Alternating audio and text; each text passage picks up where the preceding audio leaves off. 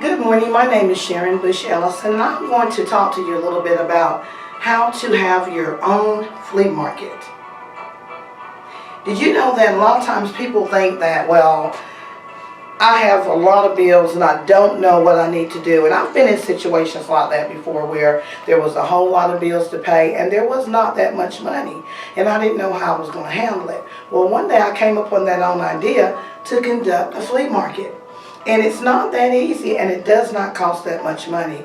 I'm going to go over a couple of steps here on the board of what you do when you're trying to establish money to pay bills, okay? First of all, the first thing that you do is you want to go to your computer, go to the internet, and in your search engine you want to put in flea market vendors, flea market vendor. And when you enter in the term flea market vendor, it's going to come back with a lot of different places where you can go and rent a certain location on a daily basis. And usually it doesn't cost any more than about $12, sometimes as low as $5 to be able to rent that space to have that daily flea market. Whatever you get, it's going to be, if you're in any city, you can always go to the search engine. You can put in the city that you're in. If you want to travel and do the flea market, you can travel from city to city. So the first thing to put in is flea market vendor, okay? And when you select this subject in your search engine, you will probably come back with all of the vendors, and you can choose which one you think is best based on your budget, okay? Then the second thing you want to do, once you do that, you find your flea market vendor, and you know where your location is going to be at. You want to come up with your product. You can start off with products as small as cologne for men, perfume for women, and a lot of times, whether you believe it or not, you can go in retail stores and find things that are on sale. You can go in different department stores and find shirts, pants. Go to mostly what I suggest would be to go to your when you have a markdown area. I've done it a couple of times before. I found maybe 2 or 3 shirts. Maybe I found a shirt was like $15 or $20. Or if you find something like this type of bag, I found this for like, this was about, what, $8 at one of the retail stores. Well, you can always take a bag like this. It's very nice, it's popular, and you can wear it. Many people would love to purchase this because look, you can wear it strapped across, and it's very decorative. So you can go out, and when you're looking for items to sell at your flea market, you want to be able to look at 3 things. You look at the sale price, the clearance markdown price. You want to look at what your regular price is, what it actually sold for before the item was marked down.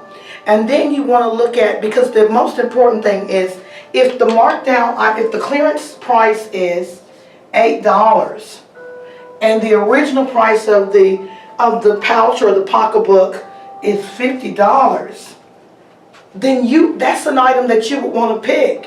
Why? Because the shelf item and the clearance markdown item gives you enough room to be able to make a profit, to be able to pay those bills that you're trying to pay.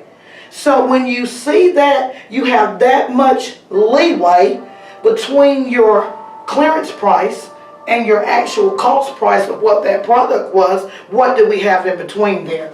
You have what? You have about a good $42.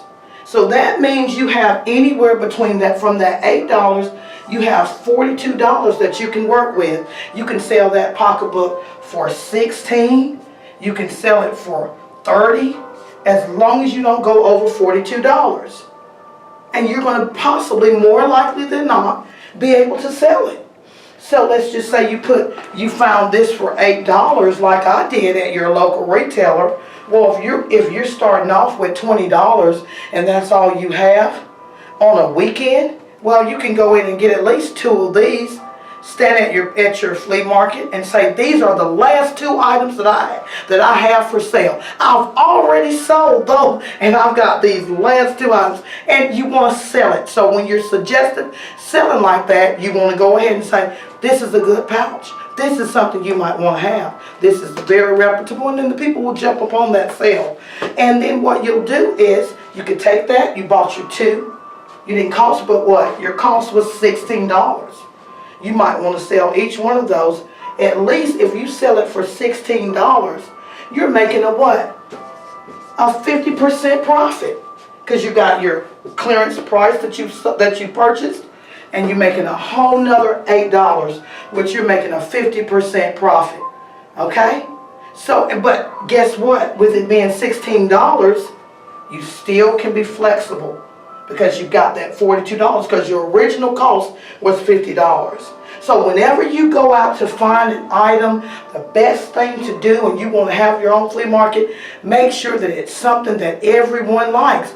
Another thing that you might want to do before you put your after you put your flea market vendor in, and you know which location you're going to be going into, the most important thing after that is to try to figure out what is the most suggestive item to sell for that forthcoming week. You might want to get put in like what's the best item, okay?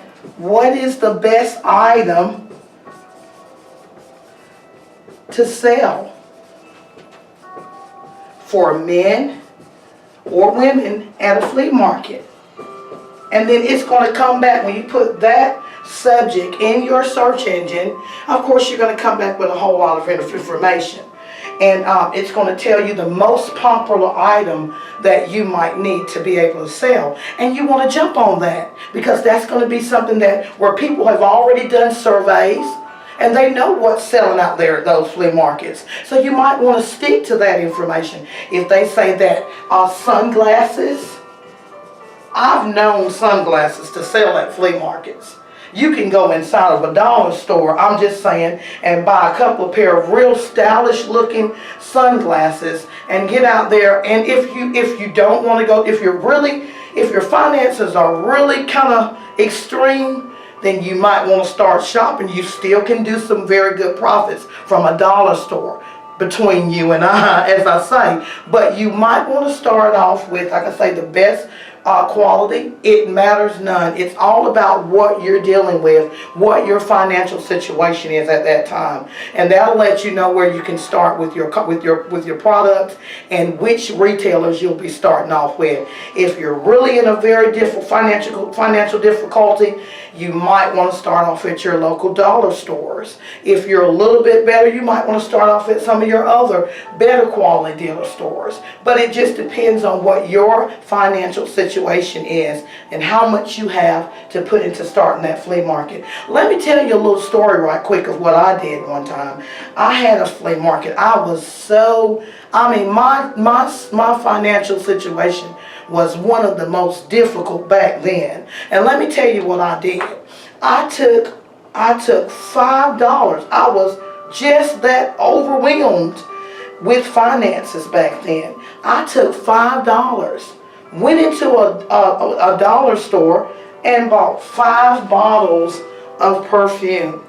And it's just like you toss the flyer out there. I looked and said, I'm going to go for this one. I'm going to go and see what I can do with this.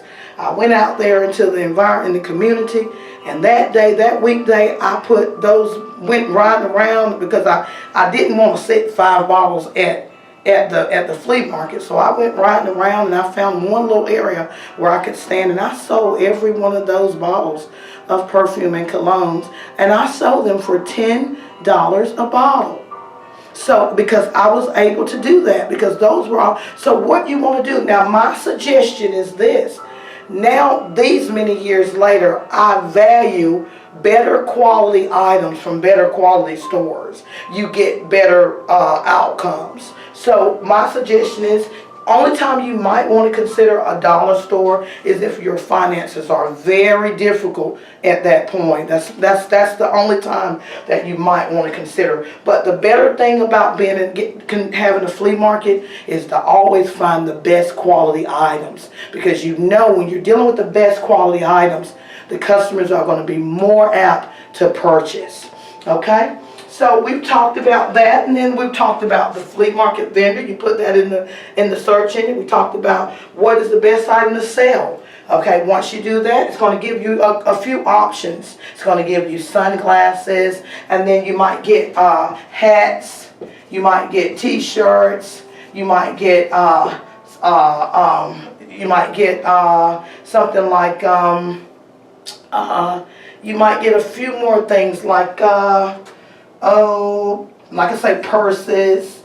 And you might, so whatever it tells you, you have the ability then to know what item is more apt to sell, and to go out and look around the community in different retailers and find items such as those that have been marked down to a clearance price.